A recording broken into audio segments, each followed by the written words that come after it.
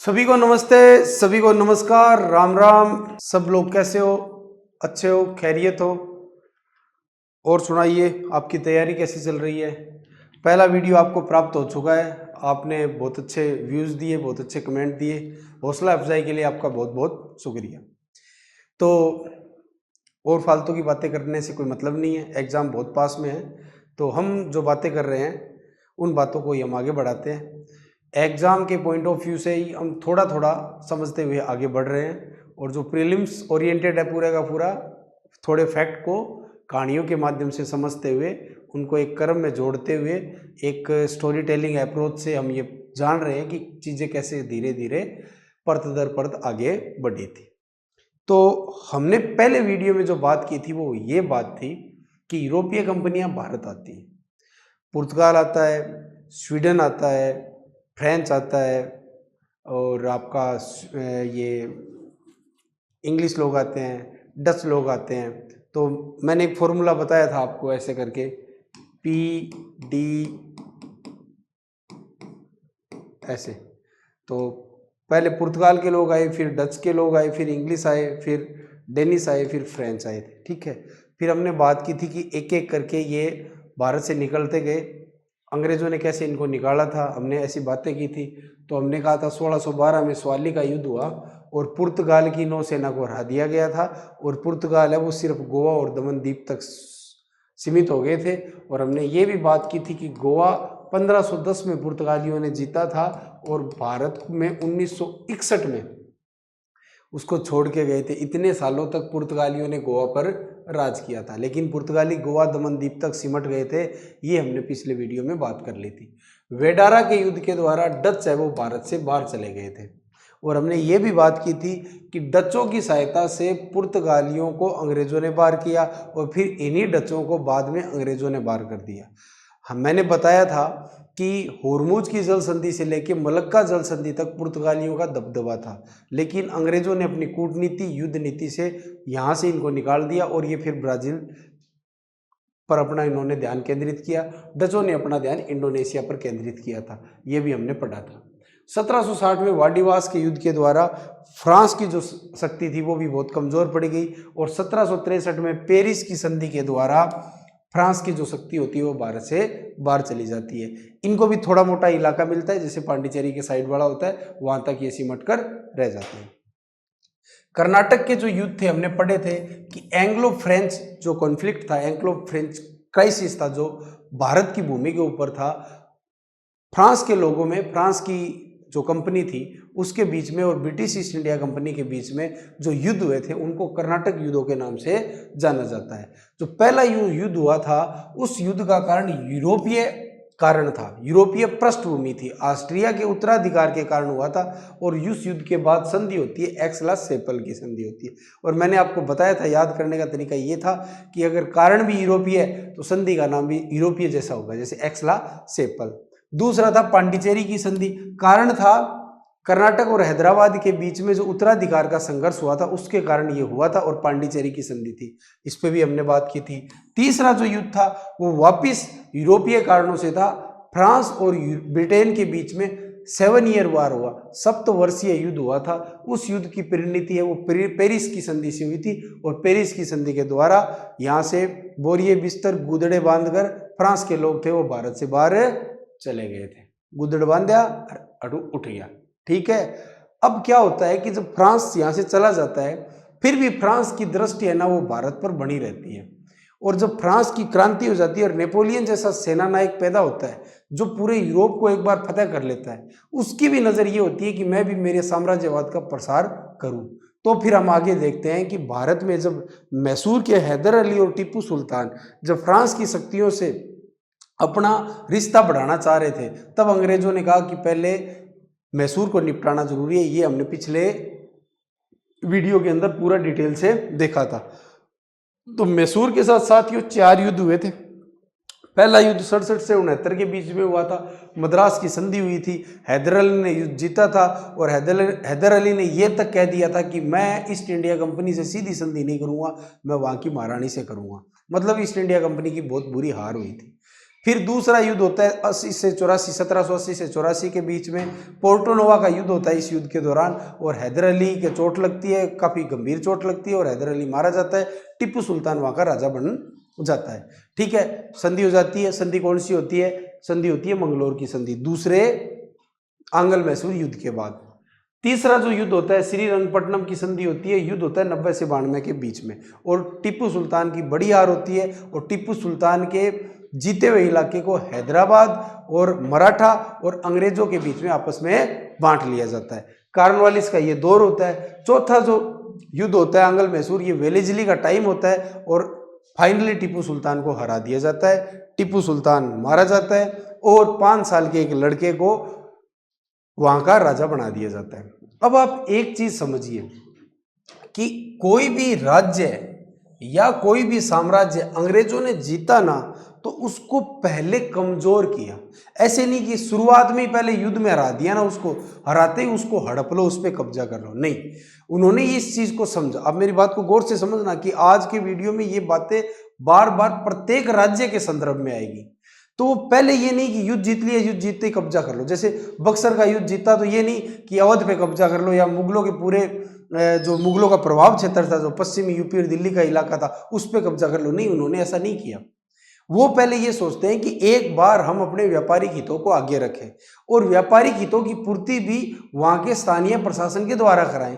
कल को विरोध होगा तो स्थानीय प्रशासन का होगा, हम पर्दे के पीछे रहेंगे, इतने में हम प्रॉफिट कमाते रहेंगे, हम आर्थिक तौर पे मजबूत होते रहेंगे और ये राजा है ये कमजोर होते जाएंगे। फिर कोई दूसरा युद्ध करेंगे, फिर और कमजोर कर देंगे, फिर अपना कोई आदमी बीच में रख देंगे, रेजिडेंट रख देंगे, अपना कोई मंडल रख देंगे, फिर हमें इनके अंदर की खबर मिलने लग जाएगी। फिर वो बाद में सहायक संधि जैसी एक कूटनीति लेके आते हैं, तब मतलब अपनी सेना उनके पास ही रख दी। अब देखो, मैंने आपको बताया था कि सहायक संधि में कितनी जबरदस्त उन्होंने कूटनीति खेली, कितनी शानदार उनकी चालाकी थी कि भारत के उस समय के राजा इस बात को समझ ही नहीं पाए। उनका खर्चा और अंग्रेज सेना रह रही है और उनके दरबार में अंग्रेजों का एक आदमी रह रहा है जो सारी बातों का पता लगा रहा है, उनकी सारी कमजोरियों का पता लगा रहा है और उनकी सारी बातें बाहर जाके ईस्ट इंडिया कंपनी को चुगली भी कर रहा है और उनको कुछ पता नहीं है। और राजा को क्या बोला कि आपको क्या जरूरत है, सेना हमने दे दी, आप सुरक्षित हो, मौज करो, दारू पियो, ऐश करो। अब राजा भी कमजोर हो गया। अब जब 1830-40 का दौर आता है ना, जब 1857 की क्रांति पढ़ेंगे, तो राजा का जब आगे आने वाला बेटा बोलता है भाई साहब मुझे भी पेंशन दो, तो अंग्रेज बोलते तेरे बाप को पेंशन दी थी, तेरे को नहीं देंगे, आप जाओ टोरगे लो, था ना कोई पेंशन को नहीं। तो फिर सब ये दौड़ते हैं कि हमें पेंशन दो, हमें पेंशन दो, हमें पेंशन दो। अब उन्हें पता लग गया अंग्रेजों को कि भाई साहब अब इनका राज्य है ना वो आंतरिक रूप से पूरी तरह से कमजोर हो चुका है और अब हम इसको हड़प सकते हैं, इस पे कब्जा कर सकते हैं, यहाँ पे प्रशासन चला सकते हैं। तो उन्होंने बहुत गजब का पेशेंस और धीरज और धैर्य दिखाया। तो जितनी यूरोपीय कंपनियां आई ना, उनमें अगर ब्रिटिश ईस्ट इंडिया कंपनी जीती थी तो उसका सबसे बड़ा रीजन था पेशेंस, धैर्य, धीरज, थावस थी उनके अंदर। थावस कर लो, ठंडो करके खा लो, खानो आपा नहीं है, तातो तातो ना खाओ, ठंडो करके खावा, तो बे ठंडो करके खाओ, चीज़ों को इंतजार करो, वक्त को इंतजार करो, एक शेर वाली तरिया कद झपट्टो मारने पे पूरा ध्यान रखो। और आप पर लाभ भोला, ये बात ने समझ कौन स क्या आई बात समझ में या नहीं आई? चलो आगे बढ़ते हैं। तो ये समझ में आया कि मद्रास की संधि की, मंगलोर की, श्रीरंगपट्टनम में ये पूरा मौका था कि आप मैसूर को हड़प सको, लेकिन नहीं, कभी नहीं हड़पेंगे, अभी इसको कमजोर करो। लेकिन साथ में ये भी ध्यान रखा कि श्रीरंगपट्टनम की संधि के द्वारा हैदराबाद शक्तिशाली ना हो जाए और मराठा शक्तिशाली ना हो जाए। ये जो मैसूर युद्ध चल रहा था उसी दौरान 1798 में भाई साहब सहायक संधि के द्वारा हैदराबाद ने एक तरीके से आत्मसमर्पण कर दिया। सहायक संधि के द्वारा कि भाई साहब ठीक है, आप हमें दारू दो, पैसे दो, हम मौज कर लेंगे और आप संभालो बॉर्डर हमारी, हमें कोई मतलब नहीं है। फिर 1757 में प्लासी का युद्ध हुआ, हमने पढ़ा था, सिराजुद्दौला वाली स्टोरी पढ़ी थी। 1761 में पानीपत का तृतीय युद्ध हुआ और यह युद्ध अंग्रेजों के लिए बहुत फायदे का साबित हुआ, क्योंकि अंग्रेजों को आगे जाकर जिन लोगों से लड़ना था, मराठों से लड़ना था और किससे लड़ना था, मुगलों से लड़ना था। तो मराठे और मुगल खुद भाई साहब अहमद शाह अब्दाली और ये नादिर शाह से लड़ते लड़ते, ये जो दुरानी एम्पायर था इससे लड़ते लड़ते खुद कमजोर हो गए थे। तो बक्सर का जब युद्ध आता है तो ये बंगाल के ऊपर फतेह हासिल कर लेते हैं, इलाहाबाद की संधि करते हैं। और इससे ठीक 3 साल पहले मुगल भी कमजोर हो रहे थे और मराठा भी कमजोर हो रहे थे, और इसी कमजोरी का इन्होंने फायदा उठाया, क्योंकि मुगलों की नजर बंगाल पे तो थी नहीं, क्योंकि मुगलों की नजर किधर है, इधर दुरानियों पे है, क्योंकि ये दुरानी पता नहीं 10 बार 20 बार कितनी बार आके भारत को, दिल्ली को लूट रहे थे। तो इन्होंने बक्सर का युद्ध किया। बक्सर के युद्ध में मुगलों को भी हरा दिया, अवध को भी हरा दिया और बंगाल को भी हरा दिया। लेकिन इन्होंने अवध में और मुगलों के जो अधिकार क्षेत्र वाला इलाका था वहां पे अपने व्यापारिक हितों को ध्यान रखा, और आपको बताया था कि क्या क्या इलाहाबाद की संधियां की। पहला तो ये कि भाई साहब आप हमें अपने तरीके से व्यापार करने दो, एक नंबर पे तो इनकी प्रायोरिटी ये थी। दूसरा ये था कि हम आपको पैसे दे रहे हैं, आप बैठ के मौज करो, शायरी वायरी लिखो, ठुमरी गाओ, और आपका ये जो कथक है वो करो, हमें कोई मतलब नहीं है। आप हमें ये इलाका दे दो, बंगाल बिहार उड़ीसा वाला, हम यहाँ पे राजस्व इकट्ठा करेंगे, दीवानी काम करेंगे।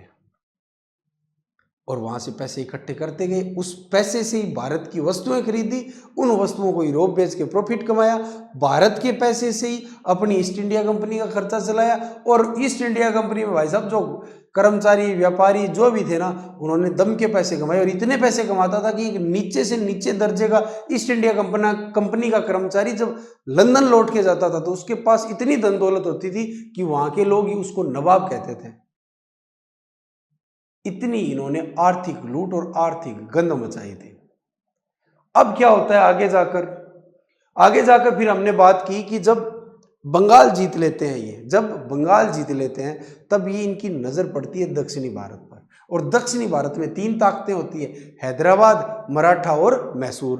तो उन्होंने सबसे पहले सोचा कि मैसूर को निपटाना है, मैसूर को निपटा दिया, मैसूर के साथ साथ हैदराबाद निपट गया। और साथ में हमने ये बात की थी कि 1775 के अंदर जो मराठा परिसंघ था उसमें पेशवा के पद के लिए जो मारामारी थी, उस मारामारी के अंदर खुद रघुनाथ राव है वो चल के ईस्ट इंडिया कंपनी के बंबई प्रेसिडेंसी के पास जाके सूरत की संधि कर लेता है, और उसकी काट के लिए कलकत्ता प्रेसिडेंसी है वो पेशवा जो रह रहा था उसके साथ और उनके दरबार के लोगों के साथ पुरंदर की संधि कर लेती है, और इनमें बीच में आपस में लड़ाई होती है और ये चलता रहता है। जो हम रेगुलेटिंग एक्ट पढ़ेंगे तब मैं आपको बताऊंगा कि सूरत की संधि और पुरंदर की संधि के ऊपर दोनों प्रेसिडेंसी में भी लड़ाई होती है, और जो लंदन में लोग बैठे होते हैं ना कोर्ट ऑफ डायरेक्टर के, उनकी भी लड़ाई होती है। वो लड़ाई क्या है जब हम रेगुलेटिंग एक्ट पढ़ेंगे तब मैं आपको वापिस बताऊंगा। लेकिन बात मैं ये कह रहा हूं कि सूरत की संधि और पुरंदर की संधि ने मराठा परिसंघ की कमजोरियों को अंग्रेजों के सामने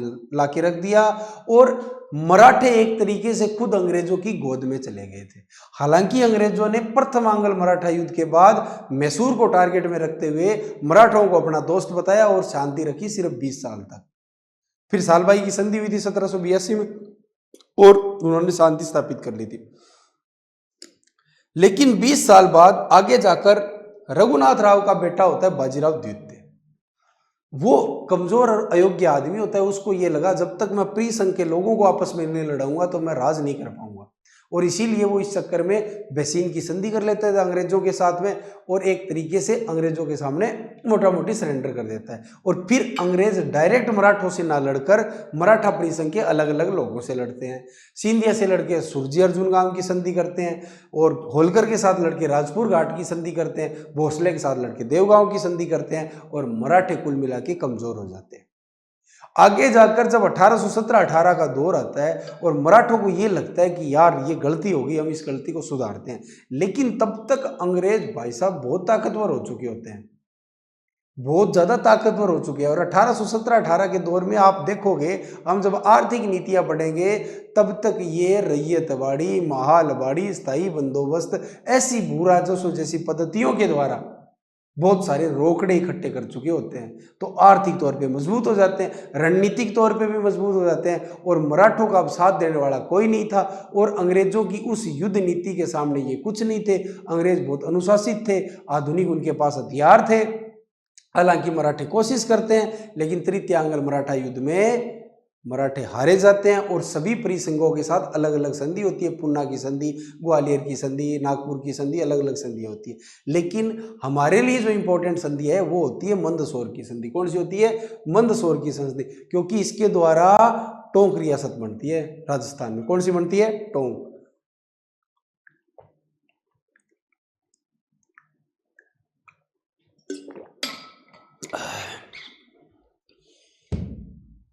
तो कौन सी रियासत बन जाती है यहाँ पे? टोंक की रियासत बन जाती है। कौन सी बन जाती है?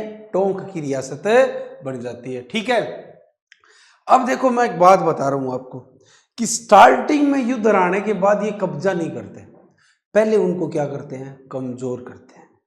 तो जब बेसीन की संधि होती है, ये अपना रेजिडेंट वहां रख देते थे और सारी खबर लेते हैं कि इनकी कमजोरियां क्या है, और फिर कुरच कुरच के खुरद के इनको और कमजोर करते जाते हैं। और फिर क्या करते हैं कि भाई साहब आप हार गए, जाओ पेंशन लो, दारू पियो, मौज करो, मिठूर जाओ।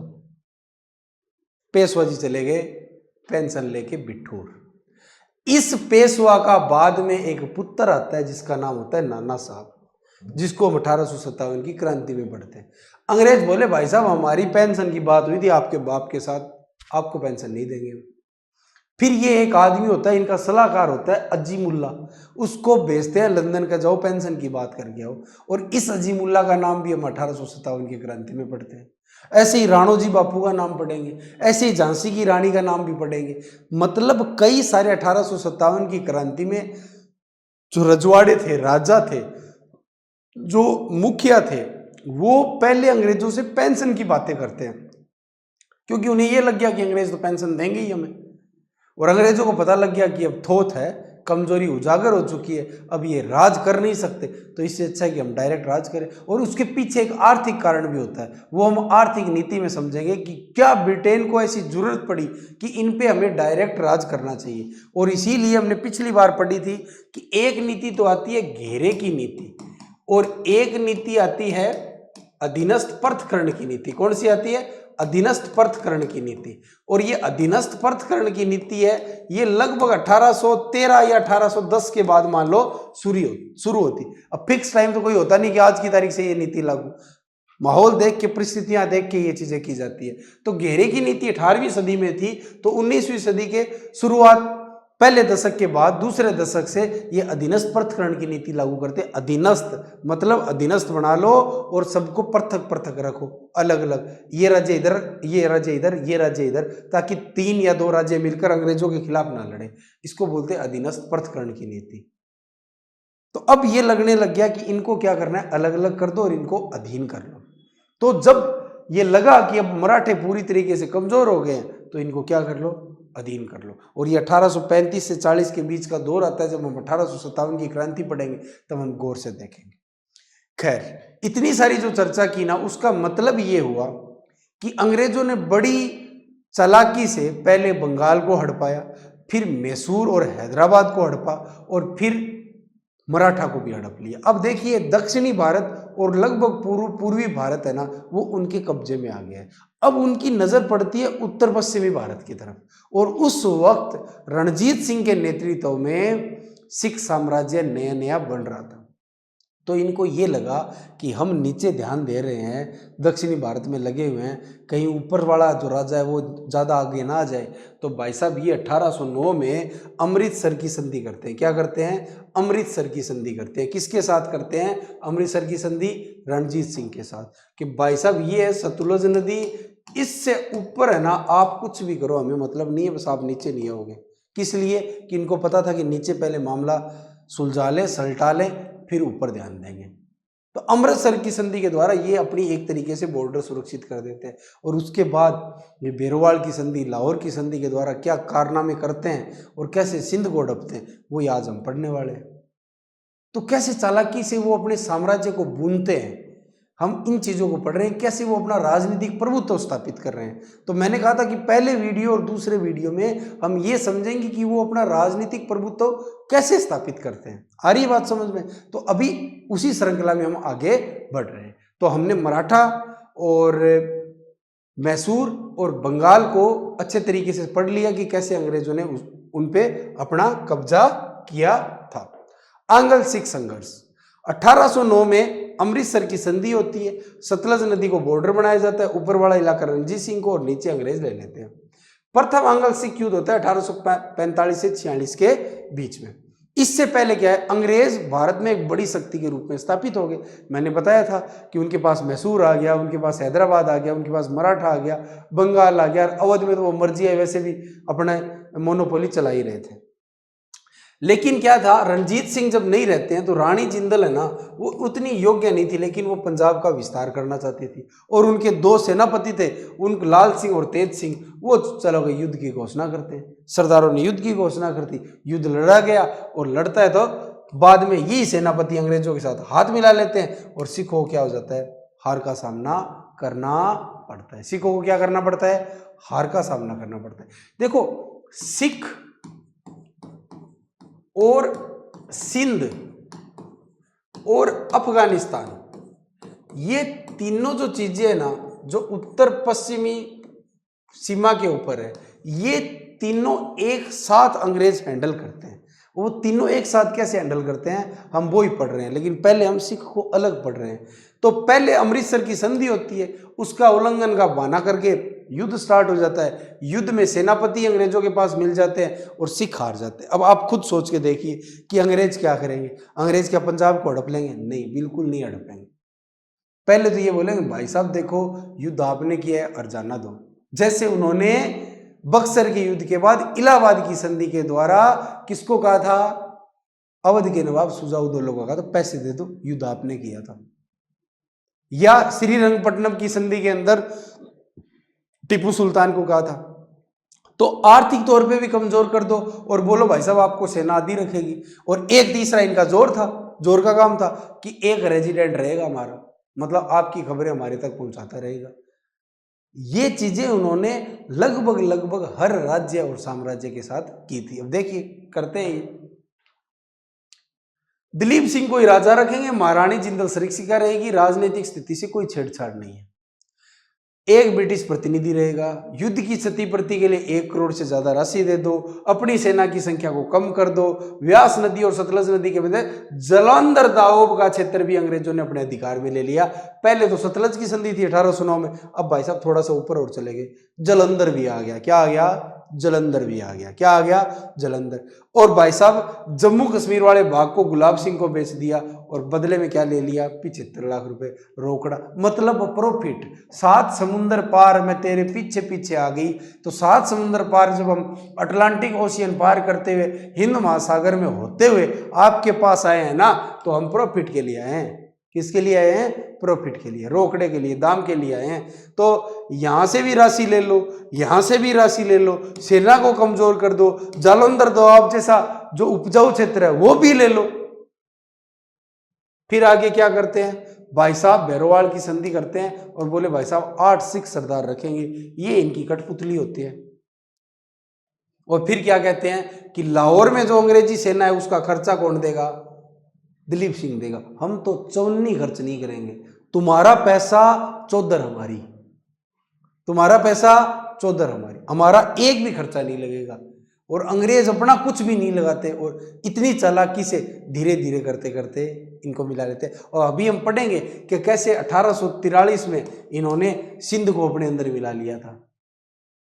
ठीक है, फिर द्वितीय आंग्ल सिख युद्ध होता है, फिर वापिस आंग्ल सिख युद्ध होता है, एंग्लो जो सिख वार होता है। उसके अंदर कुछ कारण होते हैं कि अंग्रेज कुछ ज़्यादा दखल देते हैं और सरदारों को बुरा लगता है, सरदार रिएक्ट करते हैं और युद्ध शुरू हो जाता है। और ये होता है मुल्तान की प्रजा द्वारा 2 ब्रिटिश अफसरों को मार दिया जाता है। युद्ध स्टार्ट हो जाता है। 3 युद्ध होते हैं, रामनगर का युद्ध होता है, चिलियावाला का युद्ध होता है, गुजरात का युद्ध। ये गुजरात है ना, ये पाकिस्तान में भी एक है, भारत वाला गुजरात नहीं है। और चिलियावाला का युद्ध होता है ना, वो इंपॉर्टेंट युद्ध कहलाता है।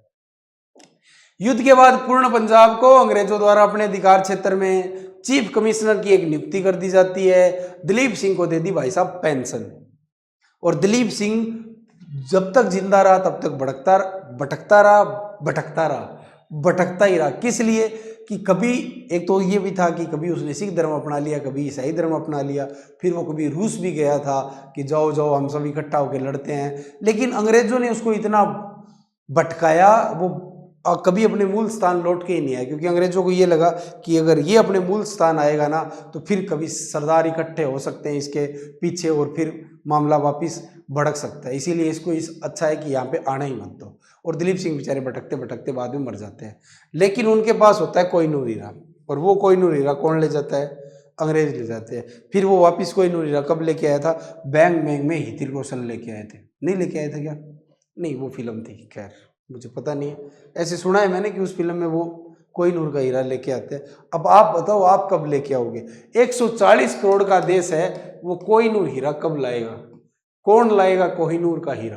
प्राइम टाइम में डिबेट करेंगे इसके ऊपर RS प्री के एग्जाम के बाद कि कोहिनूर का हीरा कौन लेके आ रहा है ब्रिटेन से। कोहिनूर के हीरे की भी एक लंबी कहानी है, लेकिन प्रीलिम्स की क्लास है, अभी बता नहीं सकते। अगर फाउंडेशन क्लास लगे तो आपको बताएंगे कोहिनूर का हीरा कहाँ से चला था, कहाँ चलते चलते चलते कहाँ तक पहुंच गया। ठीक है, कुल मिला के बात यह थी, 2 आंग्ल सिख युद्ध हुए। 2 आंग्ल सिख के युद्ध के बाद सिख साम्राज्य का पूरा अंग्रेजों ने अपने अंदर मिला लिया। लाहौर की संधि हुई, बेरवाल की संधि हुई, और दूसरा आंग्ल सिख युद्ध हुआ।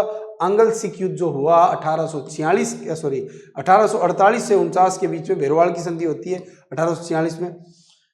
और ये वक्त वो आने लगता है जब होर्डिंग और डलहौजी जैसे लोग होते हैं, और डलहौजी ये बोलता है अब किसी को नहीं छोड़ना, सबको अपने अंदर मिला लो, विलय ही विलय करो, चाहे कुशासन का आरोप लगा के करो, चाहे व्यापगत की नीति के द्वारा करो, सबको अपने अंदर मिलाओ। और अधीनस्थ पृथक्करण की नीति को वो बहुत जोरों शोरों से लागू करता है कि सबको अपने अधीन ले लो, सबको अपने अंडर में ले लो, और हम अपने हिसाब से प्रशासन चलाएंगे। किस लिए चलाएंगे? क्योंकि हमारी एक आर्थिक नीति है, हम उसको लागू करना चाहते हैं। वो आर्थिक नीति क्या है कि उनको इतनी क्या जरूरी बनी कि उनको ये लग गया कि अब तो जल्दी जल्दी जल्दी जल्दी अपने अंडर में लो। कल वाली वीडियो में इसके बारे में बात करेंगे। ठीक है, चलते हैं। तो ये भाई साहब सिख साम्राज्य को अंग्रेजों ने अपने अंदर मिला लिया। अब हम बात करने जा रहे हैं आंग्ल नेपाल संबंध। नहीं, पहले बात करेंगे हम सिंध के बारे में, ताकि वो सिंध और अफगानिस्तान है ना, उनको एक साथ कर दिया जाए। अब देखो कि बात यह है कि ये जो यहाँ का पंजाब का इलाका था, ठीक है, कलर चेंज कर लेता हूँ मैं, ये वाला था, ये पंजाब का इलाका था, ये इन्होंने मिला लिया। अब यहाँ पे सिंध रह गया और ये इधर अफगानिस्तान रह गया। अब मैंने कहा ये तीनों चीजें एक साथ है। अब अफगानिस्तान इनके लिए क्यों जरूरी? कि जैसे समुंदर से इनको डर लगता था कि फ्रांस ना आ जाए, वैसे ही अंग्रेजों को डर लगता था कि उत्तर पश्चिमी भाग से रूस ना आ जाए।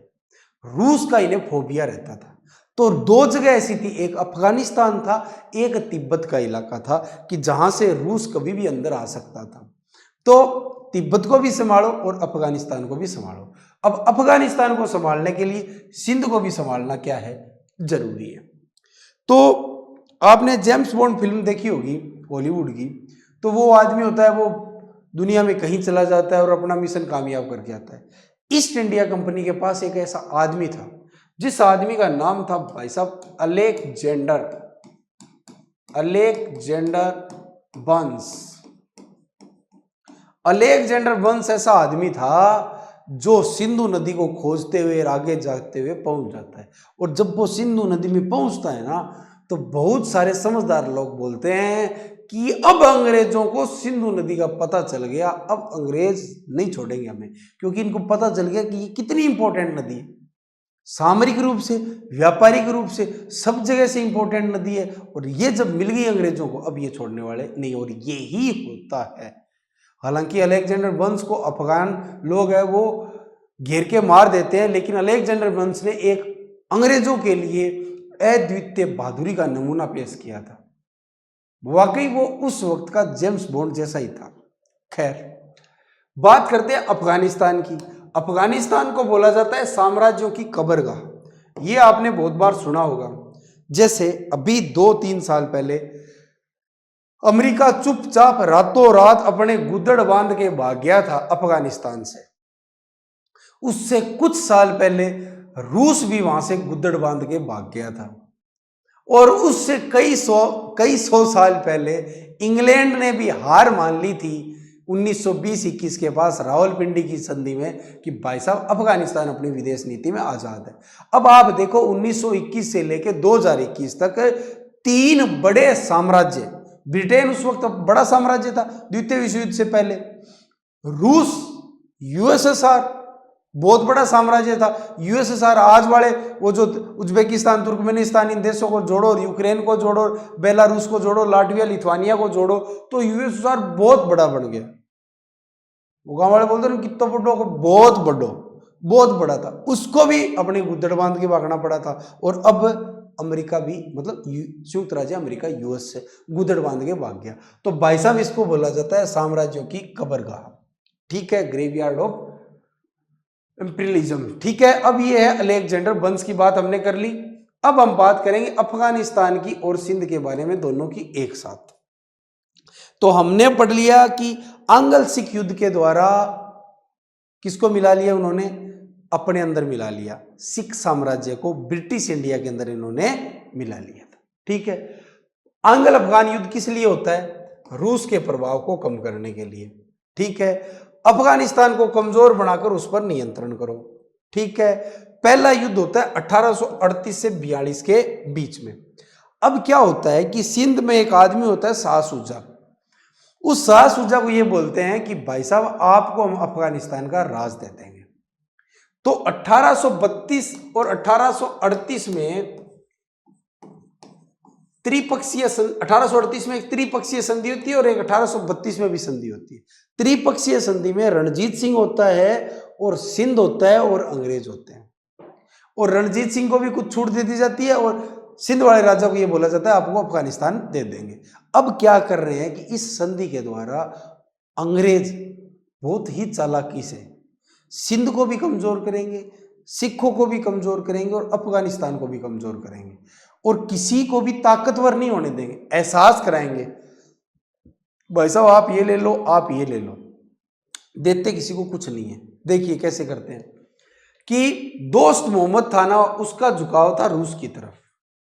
तो भाई साहब ये था कि इन्होंने बोला शाह शुजा को कि आपको हम बनाएंगे राजा। तो अंग्रेजों ने शाह शुजा को अफगानिस्तान का शासक बना दिया 1838 की संधि के बाद। अब क्या हुआ, दोस्त मोहम्मद के पुत्र अकबर खान द्वारा शाह शुजा की हत्या होगी और अंग्रेजों की कूटनीति बेकार चली गई, और भाई साहब अलेक्जेंडर वंश जैसे लोगों को उन्होंने कूट पीट के मार दिया।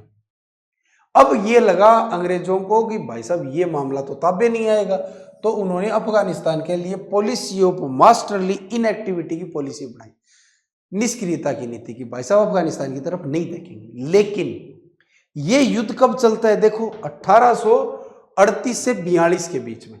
लेकिन ये क्या करते हैं कि 1843 में चार्ल्स नेपियर की सहायता से सिंध को अपने अंदर मिला लेते हैं। तो सिंध का मिलना मतलब अफगानिस्तान और अंग्रेजों के बीच के युद्ध की एक तरीके से पूंछड़ी होती है, पूंछ होती है। अब फायदा क्या हुआ कि सिंध तो आया, कम से कम अफगानिस्तान को बाद में देखेंगे। तो सिंध आ गया तो भाई साहब ये इलाका भी सारा आ गया, व्यापार करेंगे, मजे लेंगे, रोकड़े कमाएंगे। आए किस लिए, 7 समंदर पार, रोकड़ों के लिए। किसके लिए आए, रोकड़ों के लिए। अब जब 1838 की संधि होती है ना, तो सिंध के अमीरों को ये बोलते हैं भाई साहब आप हमारी मदद करो, हम आपके आदमी को अफगानिस्तान में राजा बनाएंगे। और फिर 1842 में बोलते हैं भाई साहब आपने कोई मदद ही नहीं की, और उन पे कुछ कुशासन का आरोप लगा के, और 1843 में सिंध का क्या कर लेते हैं, विलय कर लेते हैं। 1843 में सिंध को मिला लिया, और ठीक 7 या 8 साल बाद पूर्णतया सिख साम्राज्य को भी मिला लिया। नहीं मिला लिया, मिला लिया ना। ये थी कूटनीति और जाल इनका। अब आगे जाकर जब आता है एक आदमी रिपन, कौन आदमी आता है, लिटन सॉरी रिपन नहीं, लिटन आता है, जो ये समझो लिट ही जाता है। लिट मतलब लेटना, कि भाई साहब वो छोटा बच्चा होता है ना, जिद कर लेता है, ऐसे नीचे सो जाता है कि नहीं मेरे को ये चीज चाहिए, तो ये तो लिट ही गया एकदम, बोला मैं भारत की नाम रेल बना के रहूंगा। और ये बहुत ही बदनाम वायसराय भी होता है। हम जब वायसराय पढ़ेंगे तब इस लिटन को पढ़ेंगे। लेकिन लिटन करता है द्वितीय आंग्ल अफगान युद्ध 1878 से 80 के बीच में, और अंग्रेज रेजिडेंट ये रखना, क्योंकि ये चाहते बस एक रेजिडेंट रहे हमारा कैसे भी, और अफगान थे रेजिडेंट रख के दिखाओ, घेर के मार देंगे, कूट के निकाल देंगे, एक आदमी में भेजेंगे और बाकी सबकी मुंडी साथ में भेजेंगे।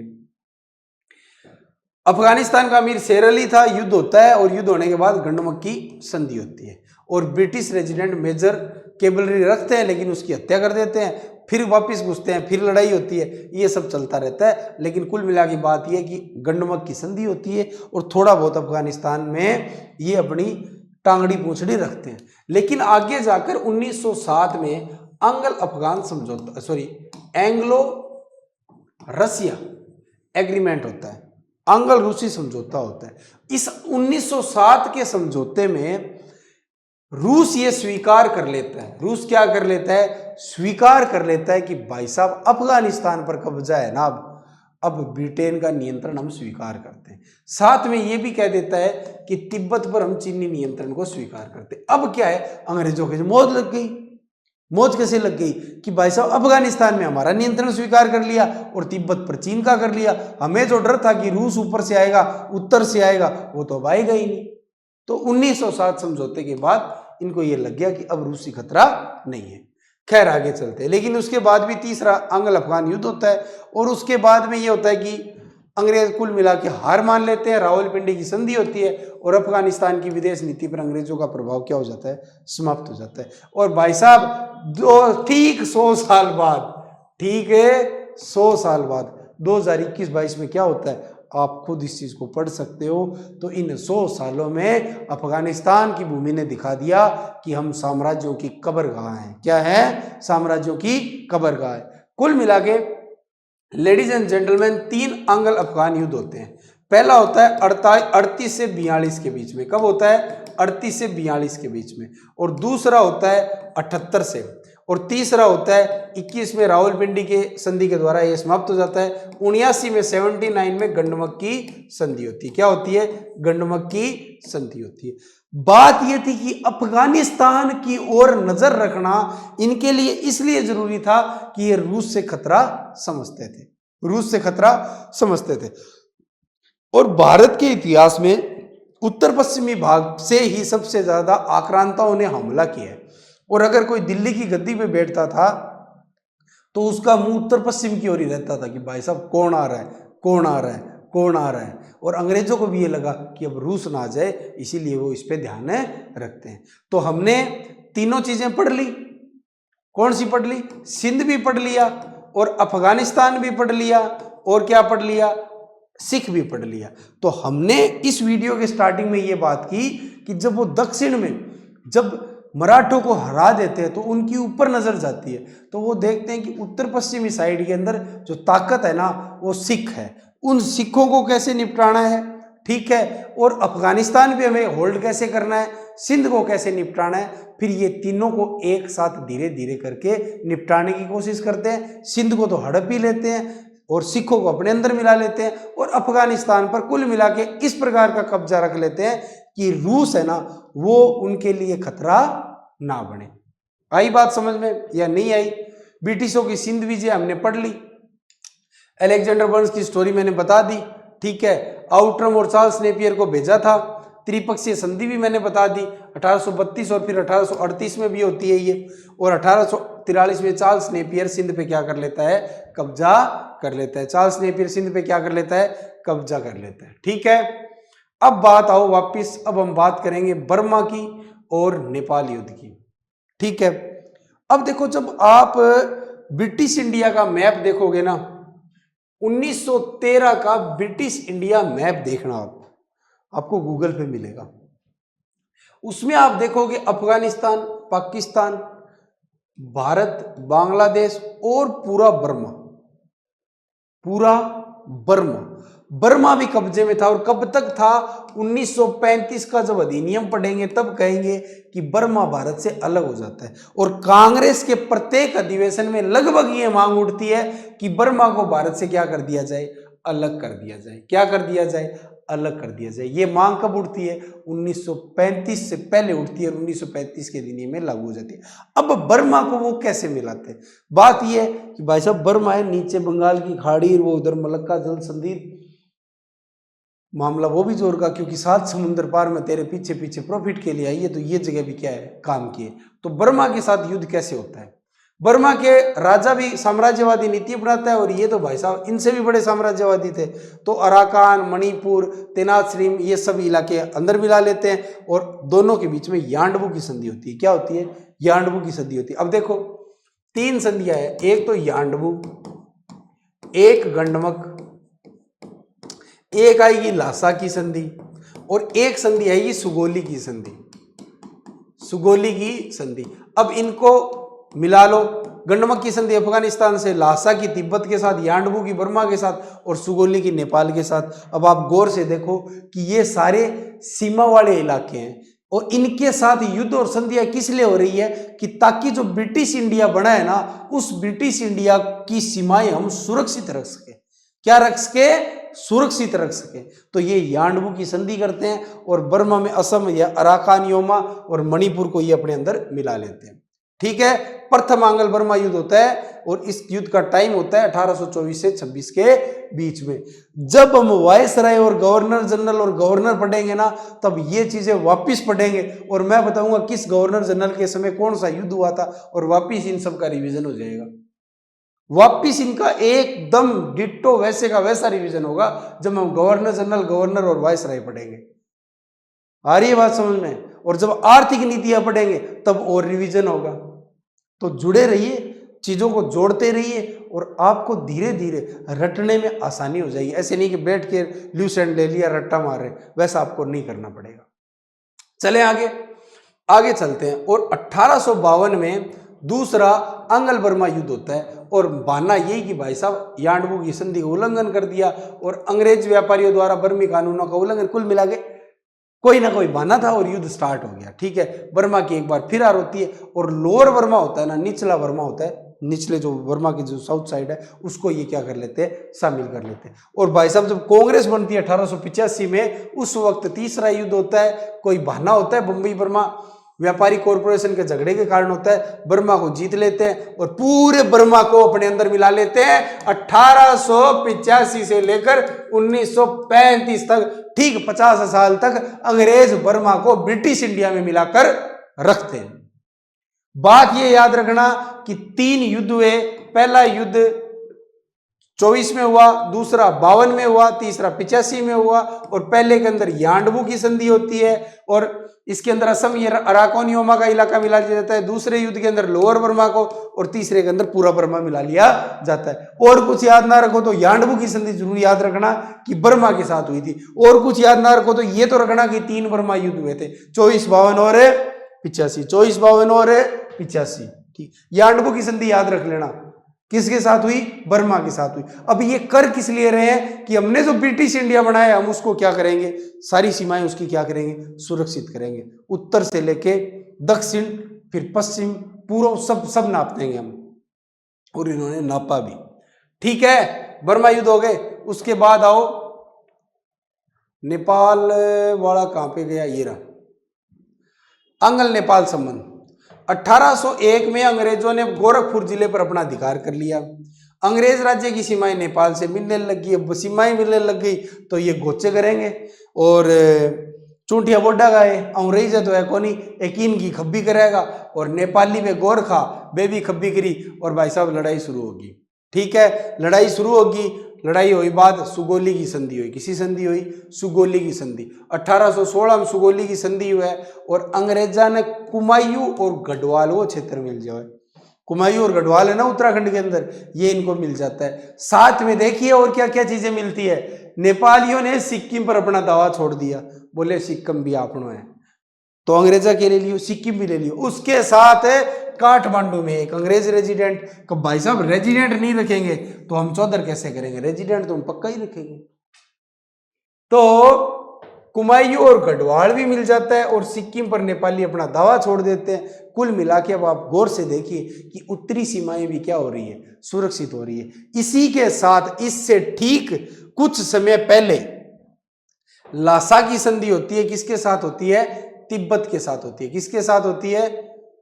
तिब्बत के साथ होती है। कहां है भी, कहां है, ये रहा आंग्ल तिब्बत संबंध। चीन के प्रभुत्व को समाप्त करने के लिए तिब्बतवासी रूस से सहायता प्राप्त करने की कोशिश कर रहे थे। बोले भाई साहब रूस आ गया तिब्बत में तो हमारी सीमाएं तो क्या हो जाएगी, असुरक्षित। तो 1904 में यंग हस्बैंड, नाम इसका बड़ा रोमांटिक है यार, यंग हस्बैंड मतलब हस्बैंड का मतलब पति, जवान पति की अध्यक्षता में गोरखा सेना के साथ एक शिष्टमंडल तिब्बत भेजा। अरे पेपर में जवानपति मत लिख देना, ये यंग हस्बैंड ही है, ठीक है। और अंग्रेजों के साथ लासा की क्या हो जाती है, संधि हो जाती है 1904 के अंदर। क्या हो जाती है, लासा की संधि। क्या हो जाती है, लासा की संधि। देखो 1904 में 75 लाख रुपए भाई साहब युद्ध पूर्ति दो। क्यों, क्योंकि 7 समुंदर पार तेरे पीछे पीछे आ गई। किसके लिए आई मैं, पैसे के लिए आई, प्रॉफिट के लिए आई। ये तो आपको देना ही देना पड़ेगा, वरना काम नहीं चलेगा हमारा। अंग्रेजों को सिक्किम और भूटान का भूभाग और प्राप्त हो जाता है। बोलो, नेपाल के साथ तो प्राप्त हुआ ही था कुमायूं गढ़वाल, और सिक्किम और भूटान और प्राप्त हो गया। लॉर्ड कर्जन की नीति तिब्बत से रूस के प्रभाव को रोकने में क्या साबित हुई, कारगर साबित हुई। और इस टाइम कौन होता है, वाइसराय कर्जन होता है। कौन होता है, कर्जन होता है। तो भाई साहब बात ये है, भाइयों और बहनों, लेडीज एंड जेंटलमैन, बात ये है कि कैसे वो बहुत ही चालाकी से बंगाल को जीतते हैं, हैदराबाद को जीतते हैं, मराठाओं को जीतते हैं, मैसूर को जीतते हैं, सिख साम्राज्य को जीतते हैं, सिंध को हड़पते हैं। और फिर ये जो साम्राज्य बनता है, कैसे वो अपनी सीमाओं को सुरक्षित करते हैं, कैसे अफगानिस्तान के साथ गंडमक की संधि करके रूस को रोकते हैं, कैसे 1907 में रूस और आंग्ल समझौता होता है और अफगानिस्तान पे रूस इंग्लैंड का प्रभुत्व स्वीकार कर लेता है, कैसे लासा की संधि के द्वारा वो तिब्बत के अंदर रूस को आने से रोकते हैं, कैसे नेपाल की संधि करके वो कुमायूं और गढ़वाल को भी हड़पते हैं, सिक्किम को भी हड़पते हैं। आई बात समझ में, कैसे बर्मा के साथ वो करके मलक्का की जल संधि तक वो पहुंच जाते हैं, यांडवू की संधि करते हैं। मतलब मैंने आपको पहले वीडियो के अंदर बताया था कि ये क्या करते हैं। एक नंबर पर भारत के क्षेत्रीय जो राज्य होते हैं ना, उनके साथ लड़ते हैं। जैसे बंगाल हुआ, हैदराबाद हुआ, मराठा हुआ, मैसूर हुआ, सिख हुआ, अवध हुआ, सबको कैसे धीरे धीरे करके ये निपटाते हैं। 2 नंबर मैंने ये बात की कि इससे पहले ये कैसे यूरोपीय कंपनियों को निपटाते हैं, मतलब अपने दुश्मनों को, प्रतिद्वंदियों को ये कैसे निपटाते हैं। यूरोपीय कंपनियों को निपटा दिया, हमने पढ़ा, स्वाली का युद्ध हुआ, वेडारा का युद्ध हुआ, वाडिवास का युद्ध हुआ, ये कैसे निपटाते हैं। नंबर 3 बात हमने ये की कि क्या की कि कैसे इन्होंने सीमाएं सुरक्षित की। और सीमाओं सुरक्षित में इन्होंने क्या किया, अफगानिस्तान के साथ गंडमक की संधि की, बर्मा के साथ यांडबू की संधि की, नेपाल के साथ सुगोली की संधि की, तिब्बत के साथ लासा की संधि की, ताकि सीमाएं भी क्या रहे, सुरक्षित रहे। और भाई साहब इसी वक्त आपको याद हो तो मैकमोहन भी आता है और डूरंड भी आता है, और मैकमोहन लाइन भी खींची जाती है और डूरंड भी खींची जाती है। और आपको मैं बात बता दूं कि इन्होंने, यूरोपीय ताकतों ने दुनिया में जो भी लाइन खींची, सरहद खींची, बिना लड़ाई के कोई नहीं खींची। आज भी लड़ाइयां होती है और यूरोपीय ताकत जहां भी रहे। अब देखो फ्रांस ने उत्तरी अफ्रीका का क्या हाल कर रखा है, नाइजर में लठ बजे हुए हैं, और नाइजर में लठ बजे हुए हैं, और वहां की जनता कह रही है फ्रांस बहुत खराब है, रूस हमारी मदद कर रहा है। उनको पता नहीं है ये और इससे बड़ा तुम्हारा बाप निकलेगा, तुम्हारी ऐसी तैसी कर देगा, रेल बना देगा तुम्हारी। मतलब यूरोप वाले पहले प्लान रखते हैं, तू लूट के भाग रहा है तो हम आ रहे हैं अच्छा बन के, और फिर हम जब लूट लें और लोगों को बुरा लगे तो तीसरा जाना। तो डूरंड लाइन खींच दी ना, तो आज भी अफगानिस्तान और पाकिस्तान के बीच में पठानों के लठ बजते हैं डूरंड लाइन के लिए। और मैकमोहन लाइन के साथ, चीन के साथ हमारा विवाद बना हुआ ही है। और आज भी नेपाल विवाद करता है सुगोली का संधि का नाम लेके। ये काला पानी, ताता पानी, ऐसी कई जगह है जहां पे ये विवाद रहता है कि ये हमारा है या तुम्हारा है। दुनिया में ऐसे कोई जगह नहीं है जहां पे इन्होंने सरहद खींची और लड़ाइयां नहीं हुई। और सबसे बड़ा उदाहरण तो भाई साहब इजराइल और फिलिस्तीन है। ये टंटा तो मुझे पता नहीं कब खत्म होगा। जब बचपन में था ना, तब पढ़ते थे गाजा पट्टी, गाजा पट्टी, गाजा पट्टी। ये गाजा पट्टी इतना याद था जितना मेरा गांव भी याद नहीं था, क्योंकि बीबीसी सुनते थे पिताजी सुबह और बोलते थे आज गाजा पट्टी में ये हो गया, आज गाजा पट्टी में ये हो गया। मैं ऐसे लगने लग गया बस गाजा पट्टी जैसे कोई, हम उस समय बुकरगा के अंदर रहते थे, ऐसे लगता था बुकरगा के पास में कोई गांव है, गाजा पट्टी, वहां पे बम गिरा है। तो इन्होंने जहां भी सरहदें खींची इस तरीके से खींची कि आगे यहाँ पे तनाव बना रहे और हमारी दखल रहे, हमारी दखल रहेगी, हम हथियार बेचेंगे, हम कोई राफेल बेचेंगे, कोई मिग बेचेगा, कोई लॉकहीड मार्टिन बेचेगा, कोई पता नहीं क्या क्या बेचेगा। कुल मिला के इन्होंने अपनी सरहदें इसी तरीके की। तो मैंने ये बात की कि डूरंड और मैकमोहन था ना, वो इसी ब्रिटिश इंडिया के निर्माण के दौरान बनी थी। तो बात ये हुई कि मोटा मोटी उन्होंने क्षेत्रीय राज्यों को कैसे निपटाया, कैसे उन्होंने बंगाल के साथ पलासी और बक्सर का युद्ध किया, इलाहाबाद की संधियां की, क्या क्या फायदा उठाया, कैसे उन्होंने मैसूर के साथ 4 युद्ध किए, मद्रास की संधि, मंगलोर की संधि, श्रीरंगपट्टनम की संधि की, चौथे युद्ध में टीपू सुल्तान को मार दिया, कैसे उन्होंने मराठों के साथ युद्ध किए, संधि की, सूरत की संधि, पुरंदर की संधि, सालबाई की संधि, बेसीन की संधि, सुरजी अर्जुनगाम की संधि, राजपुर घाट की संधि, ये आपका भोसले के साथ देवगांव की संधि, सब हमने बात कर ली, मंदसौर की बात कर ली। इन सब में हमने देखा कि कैसे ये धीरे धीरे धीरे साम्राज्यों को कमजोर करते हैं, कैसे ये सहायक संधि लागू करते हैं, कैसे ये रेजिडेंट के माध्यम से वहाँ के राज्य को अंदर से कमजोर करते हैं, कैसे वहाँ पे उनकी विदेश नीति पे ये कब्जा कर लेते हैं। लाहौर की संधि, भैरोवाल की संधि के द्वारा ये कैसे सिख साम्राज्य को हड़पते हैं, कैसे ये सिंध के व्यापारियों को बुला के चपला के पूरे सिंध को ही हड़प लेते हैं। ये सब हमने बातें कर ली। साथ में हमने बात कर ली कि अफगानिस्तान के साथ गंडमक की संधि हुई, 3 आंगल अफगान युद्ध हुए, बर्मा के साथ 3 आंगल बर्मा युद्ध हुए, एक नेपाल के साथ युद्ध हुआ, सुगोली की संधि हुई, बर्मा के साथ यांडबू की संधि हुई और तिब्बत के साथ लासा की संधि हुई। और ये कुल मिला के ब्रिटिश इंडिया बन गया। अब आप काम ये करोगे कि घर पे जाके ये वीडियो जैसे ही खत्म हो जाए तुरंत मोबाइल खोल के 1913 और ब्रिटिश इंडिया मैप को देखोगे आप। ब्रिटिश इंडिया मैप को आप देखोगे और ब्रिटिश इंडिया मैप देखो ना 1913 का, फिर आप देखना 1764 का मैप। 1764 का मैप तो मैंने दिखा रखा है आपको। चलिए चलिए चलिए चलिए चलिए चल चल चल चल चल चल चल चल चल चल चल चल चल चल चल चल, ये है 1764। तो आपका टारगेट ये है कि एक तो 1913 का मैप देखना है। 1764 के मैप में मैंने कहा था ये तो बंगाल हो गया, ये अवध हो गया, ये मुगल हो गया, ये सिखों की मिसल्स हो गई, ये दुरानी एम्पायर हो गया, ठीक है, ये सिंध हो गया, ये राजपूत और मराठा वाला इलाका हो गया, ये हैदराबाद हो गया, ये मैसूर हो गया। ये सब हमने बातें की थी और हमने कहा था कि कैसे कैसे इनको निपटाया। लेकिन इससे पहले आप 1707 का मैप देखना।